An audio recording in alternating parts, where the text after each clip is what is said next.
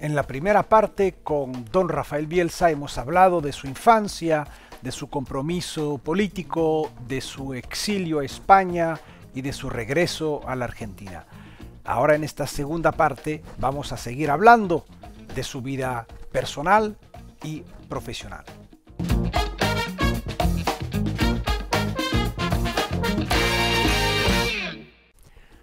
Muy buenas tardes o muy buenos días, depende de la hora. Bienvenidas y bienvenidos a esta segunda parte, segundo episodio con el querido y admirado doctor don Rafael Bielsa. Don Rafael, bienvenido otra vez. Muchas gracias, Salim. Muchas gracias por sus conceptos inmerecidos, pero que son acordes a su calidad humana. Le agradezco mucho.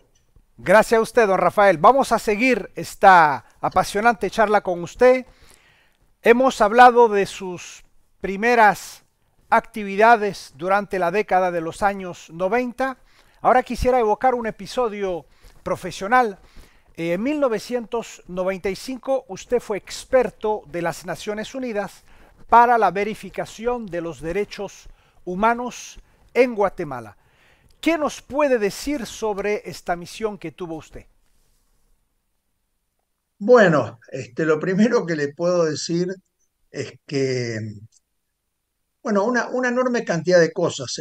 Usted sabe que Guatemala era un país, entre otros, centroamericano del Istmo, eh, que venía de un proceso de varias décadas de guerra interna con una cantidad de muertos, de bajas, impresionante, impresionante. Eh, Era una cosa, estaba el tejido social prácticamente destrozado. A eso hay que agregarle que en Guatemala se hablan 23 lenguas, o sea, hay 23 grupos étnicos, comprendido el castellano, diferentes. Y cuando se organizan las votaciones, a veces hay que poner urnas en un lugar y otro centro de votación a 300 metros, porque esas son etnias rivales y son rivalidades de 500 años, 600 años. De modo que operar en ese tejido era muy difícil. Con una derecha, bueno, eh, nosotros denunciamos a alguien, Otto Pérez Molina, que después fue presidente de la República, por violaciones brutales a los derechos humanos. Eh, Guatemala fue una sociedad en aquella década eh, donde la derecha era cuasi feudal. Esa es la caracterización que yo le podría hacer. En el trato para con las personas que prestaban servicios, en su manera de manifestarse, en los atributos que le daba orgullo exhibir, que pocas veces tenían que ver con la tradición guatemalteca, y muchas veces con la imitación con los países centrales, básicamente con Estados Unidos. Bueno, y como era una misión de verificación de cumplimiento, era muy frecuente eh, asistir a las aperturas de fosas clandestinas, eh, o por ejemplo, visitar penales. Entonces, fue un trabajo muy duro que yo no me daba cuenta de lo duro que era hasta que después de los 2 años regresé.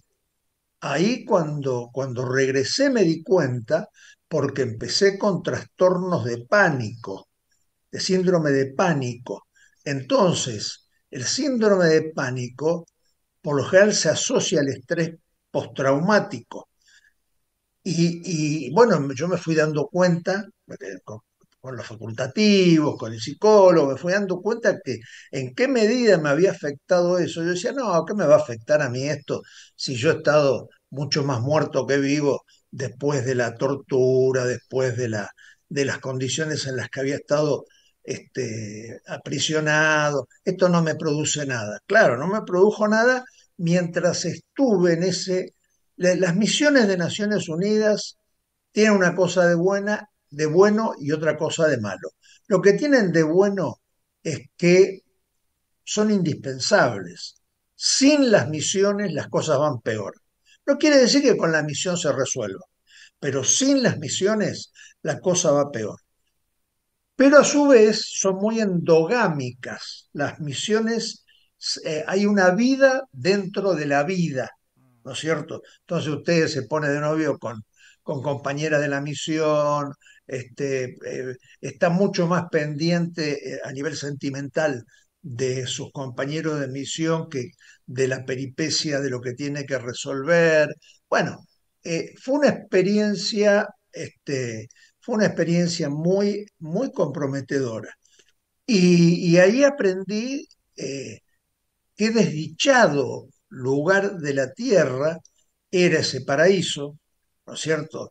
Guatemala, la Tikal, esos monumentos a la belleza, al ingenio, al cálculo precoz de los grupos originarios y al mismo tiempo esa ferocidad para matarse de manera visualmente cruel, cruel, ¿no? No quiero contar las imágenes que me caen delante de los ojos porque no serían de buen gusto, pero, pero fue muy cruel, una cosa muy, muy cruel. Y bueno, fue una misión que dio un resultado bastante, bastante razonable. Ahora está el pobre Arévalo ahí luchando a ver si lo dejan estas élites, si lo dejan asumir y le dejan de hacer marcha y le dejan de hacer la vida imposible. Vamos a ver. Don Rafael, en 2003, tras la elección a la presidencia de Néstor Kirchner, usted fue nombrado ministro de Relaciones Exteriores de la República, un puesto estratégico y es un cargo que usted ocupó durante 2 años. ¿Qué nos puede decir sobre esta experiencia? ¿Cuáles fueron los encuentros más impactantes para usted? ¿Quiénes fueron las personalidades mundiales que más lo marcaron durante estos años? Bueno, en realidad fueron casi 3 años porque fue mayo del 2003, 2004 y 2005. Y fue también, ¿no? También una época, a mí me cabe la frase que como maldición usan los chinos. Siempre me han tocado tiempos interesantes. Entonces, la, lo cierto es que Argentina estaba en default con los organismos multilaterales y con los tenedores de bonos. Había que salir de ese default, entonces yo tenía que cubrir el área del relacionamiento político multilateral, porque es ministro de Relaciones Exteriores, Comercio Exterior y Culto. O sea que tenía un universo bastante imponente por delante. Y bueno, el promedio en los 3 años fueron 275 días arriba del avión por año. Eso se hace cuando uno es joven y además no sé si lo haría de nuevo, porque hay una cuestión de resistencia física. Usted se le malogra la columna, se le malogra las vértebras, se le malogra el humor. Es como si el tiempo le pasara, tuviera un tiempo vital más rápido. Y bueno, a ver, a mí la personalidad, conocía a todas las personas que a usted se le puede ocurrir de aquella época y algunas las frecuenté. La persona que más me impresionó y era un momento donde todavía no había dado lo mejor de sí fue Putin. Para mí, Putin, yo me quedé deslumbrado porque me pareció que un hombre con pocas herramientas, porque Rusia tiene una herramienta que es su territorio, pero tiene pocos habitantes, y todos concentrados, esos habitantes, de los Urales hacia el oeste. de los Urales, todo lo que es Eurasia, mermaba la infraestructura rusa y bueno, se acababa de disolver la Unión de Repúblicas Socialistas Soviéticas, había venido una conducción, la de Boris Yeltsin, muy errática, sin un rumbo, y yo creo que él, con una extraordinaria visión de futuro, magnífica visión de futuro, él ordenó todo eso y le dio un sentido de propósito.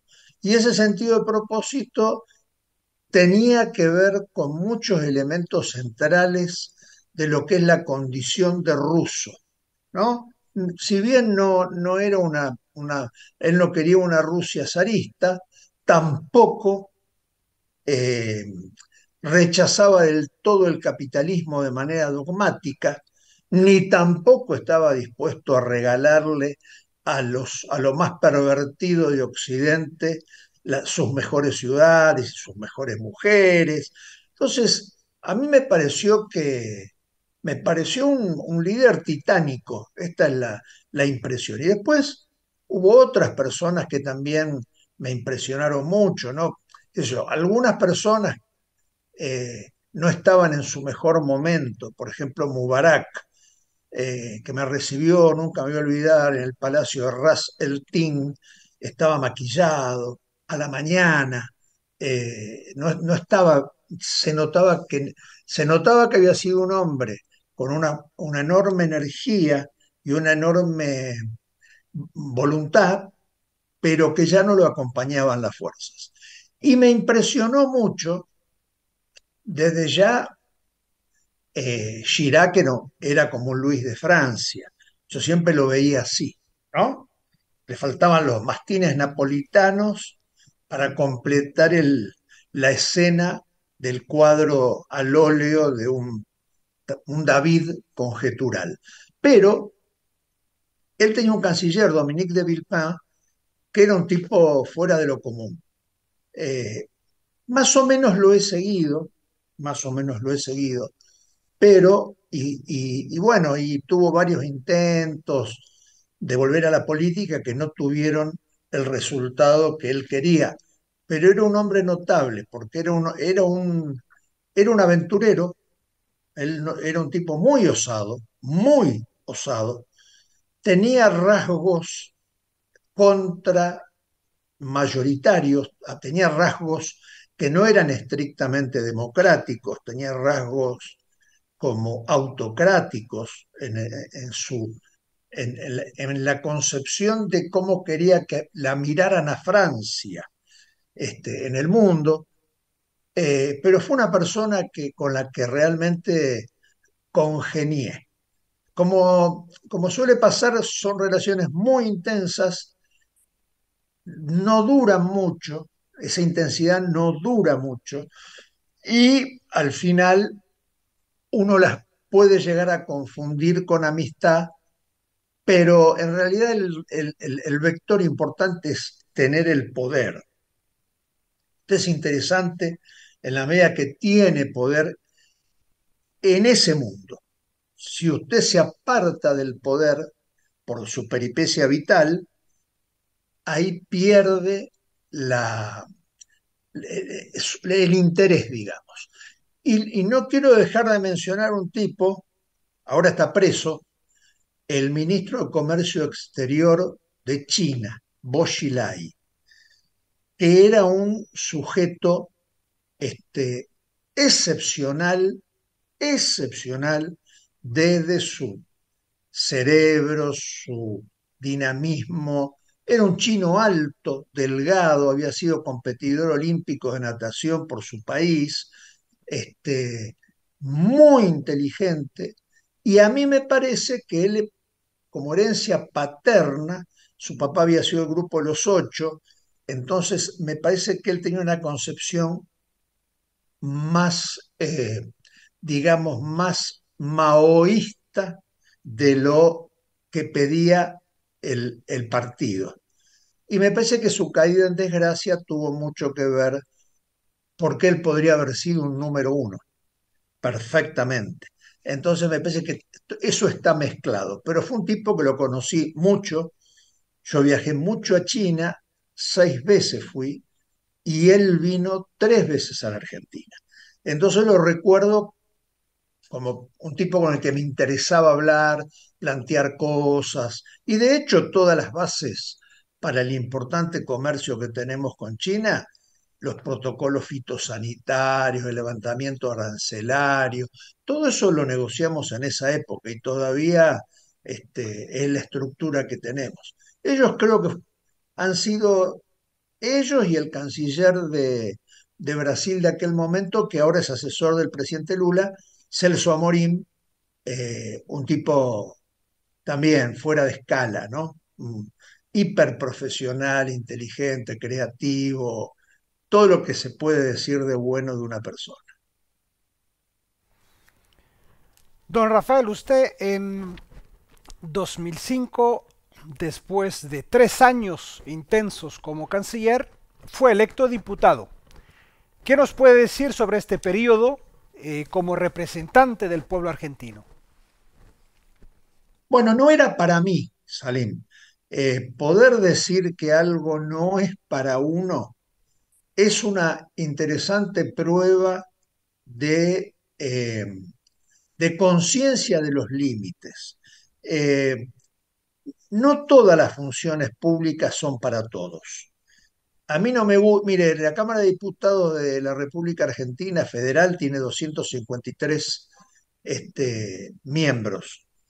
A mí no me gustaba dividir mi opinión entre 253 porque me parecía que había mucha gente que hablaba para quedar registrada, como que había intervenido. Me parecía que había un duelo de vanidades que a mí me resultaba insoportable, que no tenía nada que ver con los padecimientos del país. Entonces, lo cierto es que no es un ámbito donde yo me sintiera cómodo. Como le digo, siempre hice los deberes, escolarmente. No faltaba a las sesiones, iba, estudiaba, pero no sentí que estaba aportando absolutamente nada. De hecho, después de perder las elecciones en la provincia donde yo nací, en Santa Fe, contra un candidato que se llamaba Wiener, fue gobernador, que perdí por pocos votos, renuncié a la Cámara de Diputados, porque me pareció, me quedaban 2 años más, pero me pareció que no podía haber pretendido ser gobernador de Santa Fe y después seguir representando al pueblo de la Ciudad de Buenos Aires como si fuera lo mismo. No era lo mismo, renuncié y ahí me fui a ejercer la profesión. Seguimos adelante, don Rafael. Entre el 2011 y el 2013, usted fue secretario de la CEDRONAR, en cargo del programa de prevención contra la adicción de drogas y de lucha contra el tráfico de drogas. ¿Qué nos puede decir de este tema, del tema de las drogas, de la lucha contra las drogas en un país como Argentina? Eh, Le puedo decir dos cosas. En primer lugar, que la mayor tragedia la tienen los más pobres, porque los más pobres son los que consumen la peor sustancia, la sustancia más barata, la más descuidada, la más cortada con otros productos, la menos elaborada, por un lado, y por lo tanto para consumir son vendedores extraordinariamente económicos, le cuesta muy poco dinero. Y la otra cosa que le puedo decir, que los grandes consumidores, que después nos quieren vender la receta de cómo tenemos que resolver el problema, son los Estados Unidos. O sea, la tragedia es esa especie de boca que chupa cualquier tipo de sustancia de placer, sea de placer auditivo, de placer visual, de placer corporal, químico, de toda naturaleza. Después, en función de la incalculable cantidad de dinero que ponen, no generado por genuinamente, sino solo porque el dólar es la reserva de valor hasta ahora en las transacciones comerciales globales. eh, y después le dicen, mire, para resolver esto, usted nos tiene que permitir, nosotros vamos a abrir una oficina acá de la DEA. Eh, Ahí está la cosa. Nosotros no vamos a poder, nuestros países no tienen, cuando digo nuestros países, digo de México para abajo. Nosotros no tenemos las herramientas institucionales necesarias para combatir contra ese negocio, eh, mientras tengamos una demanda tan brutal como es la demanda de Estados Unidos. Entonces, y Estados Unidos cuando se le ocurre una idea, como cuando se le ocurrió la pésima idea de la guerra contra las drogas, pésima en el sentido que era la peor manera de enfrentar ese problema, presionan en el Congreso, presionan, hacen lobby, van a hablar acá, van a hablar allá. Bueno, claro, y como, como América Latina no está unida, no tiene un frente único, entonces van pescando de a uno a a los países y se hace muy difícil coordinar una sola agenda. Don Rafael, a partir del 2013 usted ocupó el cargo de presidente de Aeropuertos de Argentina 2000, una empresa que gestiona la concesión de unos 30 aeropuertos del país. Háblenos un poco de esta experiencia. Bueno, fue una experiencia muy linda porque era una experiencia muy desafiante desde el punto de vista tecnológico, técnico. El mundo de la aviación y de los aeropuertos es un mundo muy complejo, muy dinámico, muy tecnologizado, muy en permanente cambio y con un mundo que en aquel momento, hasta la pandemia, demandaba cada vez más espacio, porque cada vez se volaba más, cada vez las frecuencias eran mayores. Bueno, le quiero decir eso, por supuesto.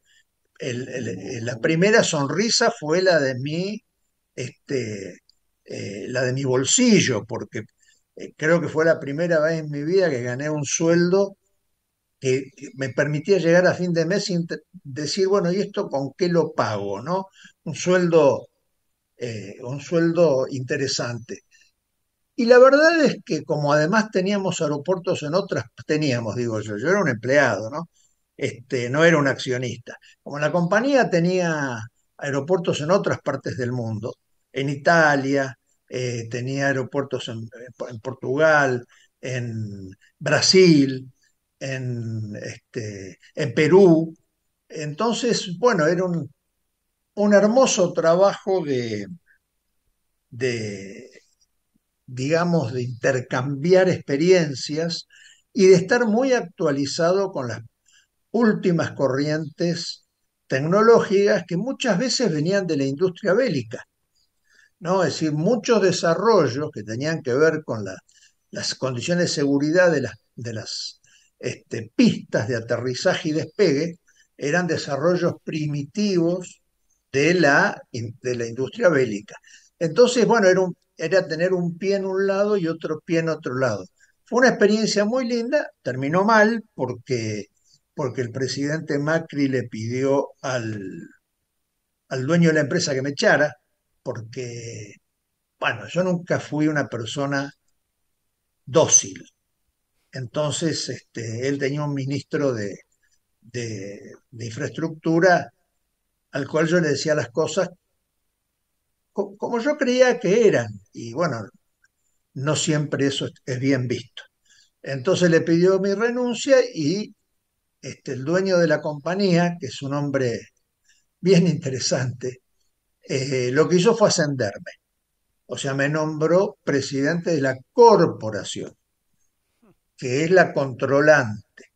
Y allí se volvió, cuando uno es presidente de una corporación tan grande, nosotros teníamos empresa de obras públicas, la empresa de aeropuertos, empresa de fabricación de microconductores, teníamos campos.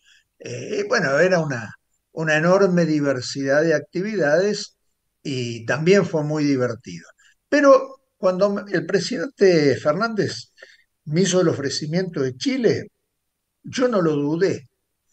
Yo tenía muchas ganas de, solamente hubiese aceptado ser embajador en Chile.